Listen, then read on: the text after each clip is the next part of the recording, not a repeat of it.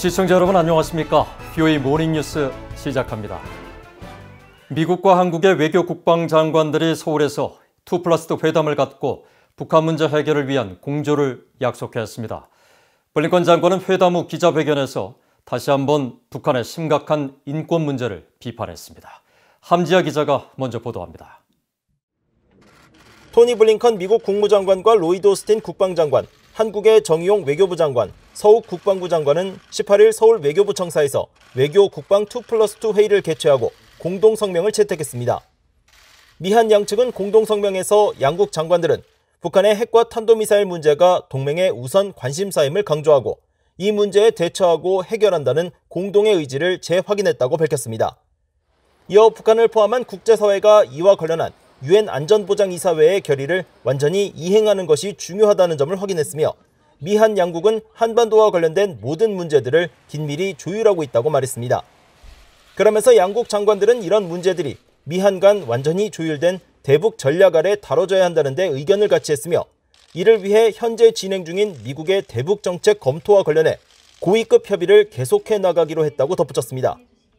성명은 또 동맹의 억제 태세 강화를 포함해 동맹의 공동 위협에 대응한 합동 준비 태세 유지의 중요성을 거듭 강조하면서 미한일 3국 협력의 중요성과 함께 영내 평화와 안보, 번영 증진을 위한 협력을 지속해 나간다는 내용도 담겼습니다. 2+2 회담 공동성명에는 따로 담기지 않았지만 미국은 회담 후 열린 기자회견에서 북한의 인권 문제에 대한 비판을 이어갔습니다.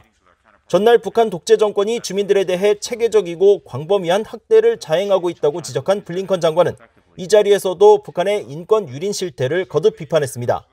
We are committed to the denuclearization of North Korea, reducing the broader threat the DPRK poses to the United States and our allies, and improving the lives of all Koreans, including the people of North Korea, who continue to suffer widespread and systematic abuses at the hands of their repressive government. 블링컨 오스틴 두 장관은 이어 한국 청와대를 방문해 문재인 한국 대통령과 면담했습니다. 두 장관은 이 자리에서 이번 방한이 조 바이든 미국 대통령의 결심에 따른 것이라며 첫 순방지로 한국을 선택한 것은 미한 동맹의 중요성을 보여주는 것이라고 강조했습니다. We carry President Biden's message of our strong commitment to our allies and to our partners.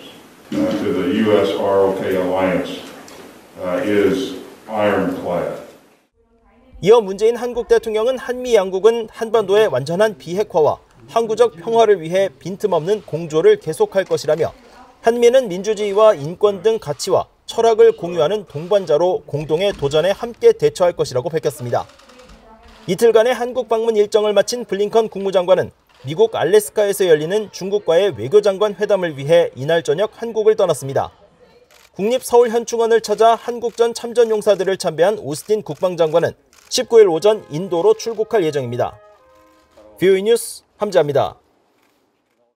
한편 블링컨 장관은 한국 KBS, SBS 방송과의 인터뷰에서 바이든 행정부가 인권과 민주주의에 대해 중시한다는 입장을 거듭 밝혔습니다. 국무부는 18일 블링컨 장관이 인터뷰에서 조 바이든 대통령이 취임 첫날부터 인권과 민주주의를 미국 외교정책의 중심으로 되돌려놓겠다는 약속을 분명히 밝혔고 미국은 인권 문제를 선별적으로 다룰 수 없으며 인권 우려에 대해 분명한 목소리를 낼 것이라고 말했다고 전했습니다. 블링컨 장관은 그러면서 불행하게도 북한은 우리가 전 세계에서 알고 있는 가장 끔찍한 인권 유린 국가 중 하나라고 지적했습니다.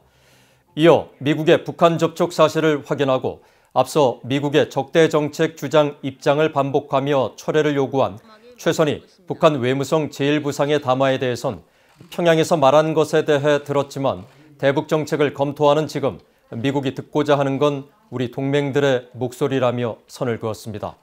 일본군 위안부 문제에 대해선 2차 세계대전 당시 일본군이 행한 것을 포함해 여성에 대한 성적 착취는 심각한 인권 침해라는 것을 우리는 오랫동안 언급했다며 우리의 친한 친구이자 파트너인 한국과 일본이 화해 정신으로 이런 문제를 해결하도록 강력히 격려하고 있다고 답했습니다.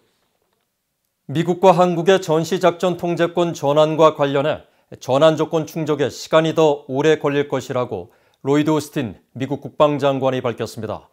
오스틴 장관은 18일 미한 2+2 회담 직후 열린 기자회견에서 미한 동맹과 강력한 연합방위 태세에 대한 두 나라 사이의 이견은 전혀 없다면서도 전시작전 통제권 전환 조건을 충족하기엔 시간이 걸릴 것이며 전환 과정을 통해 동맹이 강화될 것으로 믿는다고 말했습니다. 양국 장관들은 회담 후 발표한 공동 성명에서도 조건에 기초한 전자권 전환 계획에 따라 전자권을 전환한다는 확고한 의지를 재강조하고 이런 진전을 바탕으로 전자권 전환을 위해 계속 노력하기로 했다고 밝혔습니다. 하지만 전자권 전환에 대한 구체적 시기나 이행 관련 문구들은 공동 성명에 포함하지 않았습니다. 토니 블링컨 국무장관이 앞서 전해드렸듯이 한국 방문 중 북한 인권 문제를 거듭 강조한 데 대해 미국 내 전문가들은 북한 인권에 대한 양국의 인식차가 동맹 간 갈등 요인으로 부각할 수 있다고 진단했습니다. 핵과 인권 문제를 북한 정권의 본성과 결부시키는 바이든 행정부의 인식이 북한 인권 문제 제기에 소극적인 문재인 정부와 엇박자를 낼 수 있다는 지적입니다. 조상진 기자입니다. 크리스토퍼 힐 전 국무부 동아시아 태평양 담당 차관보는 바이든 행정부가 출범 이후 국무부 북한 인권 특사 부활을 예고하고 북한 정권과 주민에 대한 분리 접근 원칙을 밝힌 데 이어 토니 블링컨 국무장관 등 고위 당국자들이 최근 잇따라 북한 인권 개선 의지를 분명히 밝히면서 북한 인권 문제에 소극적인 한국 정부와 적잖은 온도차를 내고 있다고 진단했습니다. 그러면서 인권의 중요성을 강조하는 바이든 행정부가 한국 정부와 관련 문제를 논의하려 할 것으로 전망했습니다. I know for a fact that the Biden administration will attach high importance to human rights, not just in North Korea, but everywhere. And I'm sure they will look forward to discussions with the South Koreans on that issue. 과거 한국의 김대중, 노무현 정부와 북한 인권 문제를 두고 갈등을 경험했던 미국의 전직 관리들은 인권과 민주 가치에 대한 양국 간 이견이 동맹 관계에 걸림돌이 될 수 있다고 내다봤습니다. 로버트 킹 전 국무부 북한 인권 특사는 인권 문제에 관한 차이점 때문에 양국 간 마찰과 문제가 존재하는 것이 사실이라며 한국은 미국과 여러 분야에서 강력하고 중요한 관계를 맺고 있음을 기억해야 한다고 말했습니다. I think it's important to keep in mind that the United States and South Korea have a very strong and a very important relationship. This is a relationship that includes important strategic joint approaches on many of the important strategic issues. There are extremely strong economic ties between the United States and South Korea. 로버타 코엔 전 국무부 인권 담당 부차관보도 바이든 행정부의 북한의 위험성은 단지 핵무기뿐 아니라 그런 무기를 보유한 정권의 속성이라며 핵과 인권 두 사안은 동시에 다뤄져야 한다고 강조했습니다. 그러면서 최근 한국이 UN 인권이사회 북한 인권 결의안 공동제안국에 참여하지 않은 것을 거듭 상기시키며 인권 분야 미한 동맹을 재구축하기 위해 미국이 해야 할 일이 매우 많다는 것을 보여준다고 덧붙였습니다. 미국의 인권단체 북한인권위원회 그레그 스칼라튜 사무총장도 문재인 정부는 북한 인권을 다루는 것을 도외시하는 것을 넘어 심지어 적대감까지 보였다면서 북한 인권을 유엔에서 다루는 데 참여하지 않음으로써 공동의 가치와 다자주의를 모두 약화시키고 있다고 비판했습니다. 미국 국무부와 국가정보국장실 선임자문관을 지낸 로버트 매닝 애틀랜틱 카운슬 선임연구원도 한국이 북한 인권에 관해 저자세를 보이는 데 대해 미국 의회와 인권 운동가들 사이에서 우려가 나오고 있다며 의회 차원에서 이 문제가 제기될 수 있다고 지적했습니다. 그러면서 바이든 대통령이 북한 인권 특사를 임명하고 새 특사가 한국과 인권 문제를 논의하는 임무를 수행하게 되면 양국 관계가 불편한 상황에 놓일 수 있다고 전망했습니다. VOA 뉴스 조상진입니다. 영국 정부가 북한을 러시아, 이란과 함께 안보 환경을 악화시키는 핵심 요인이라고 지적했습니다. 그러면서 영국은 북한의 비핵화와 제재 이행에 가장 많이 관여하는 역외 파트너가 될 것이라고 강조했습니다. 오택성 기자입니다. 유럽연합 EU를 탈퇴한 영국이 앞으로 10년 동안 추진해 나갈 외교와 국방 정책을 공개했습니다. 영국 총리 명의로 작성된 뒤 의회에 제출된 경쟁시대의 글로벌 영국이라는 보고서는 114쪽 분량으로 안보와 국방, 개발, 외교 정책에 대한 통합적 검토입니다. 보고서는 영국과 영국의 동맹들에 대한 국가 단위의 위협은 점점 더 커지고 다양해지고 있는 가운데 북한과 러시아 그리고 이란이 안보 환경 악화와 국제 질서 약화의 핵심 요인이 되고 있다고 지적했습니다. 북한 문제도 구체적으로 명시했는데 특히 북한 확산에 대한 대응의 중요성을 강조했습니다. 확산 대응은 단순히 핵에 국한되는 것이 아니라 화학, 생물학, 방사능 그리고 핵무기를 포괄적으로 포함하는 CBRN 능력과 이에 대한 운송 수단에 대한 대응이라는 겁니다. 이를 통해 영내 그리고 전 세계 안정을 유지하고 영국 시민과 군 당국에 대한 위협을 줄일 뿐 아니라 안전한 무역을 가능하게 만든다고 보고서는 밝혔습니다.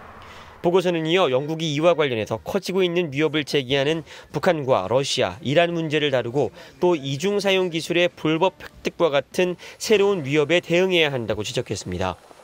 영국은 이를 위해 각 국가들의 CBRN 무기와 물질 또는 관련 기술에 대한 접근과 관련한 국제 통제를 강화하는 데 우선순위를 둘 것이라고 설명했습니다. 또 이 같은 맥락에서 영국은 북한의 비핵화와 제재 이행에서 가장 깊이 관여하는 비영내 파트너가 될 것이라고 강조했습니다. 실제로 영국은 북한이 탄도미사일을 실험 발사할 때마다 유엔 안보리에서 이 문제를 제기하며 각국의 엄격한 대북 제재 이행을 강조했습니다. International sanctions need to remain in place and be fully enforced until North Korea's nuclear and ballistic missile programs are dismantled. It's vital that the Security Council shows unity in upholding its resolutions. 영국은 이번 보고서를 통해 핵탄두 보유 상한선 확대 계획도 밝혔습니다. 지난 2010년 영국은 2020년대 중반까지 핵탄두를 180개로 줄이겠다고 발표했지만 현재 기술적, 정책적 위협이 더 커진 만큼 상한선을 260개로 늘리겠다고 명시했습니다. 보고서는 현재 전 세계에서 벌어지는 주요 변화를 받아들여야 한다며 대표적으로 갈수록 커지는 인도태평양 지역의 중요성을 꼽았습니다. 그러면서 앞으로 영국의 외교정책 방향이 인도태평양 지역에 맞춰질 것이라고 밝혔습니다. VOA 뉴스 오택성입니다. 주한미군이 북한 정찰 감시용 자산인 U2 정찰기의 한국 기지 배치와 운영 현황을 담은 사진을 공개했습니다. 주한미군 소속 제7공군의 오산 기지는 지난 12일 촬영한 정찰기 U2 드래곤 레이디 정찰기 사진을 지난 16일 토니 블링컨 국무장관과 로이드 오스틴 국방장관의 방한에 하루 앞서 공개했습니다.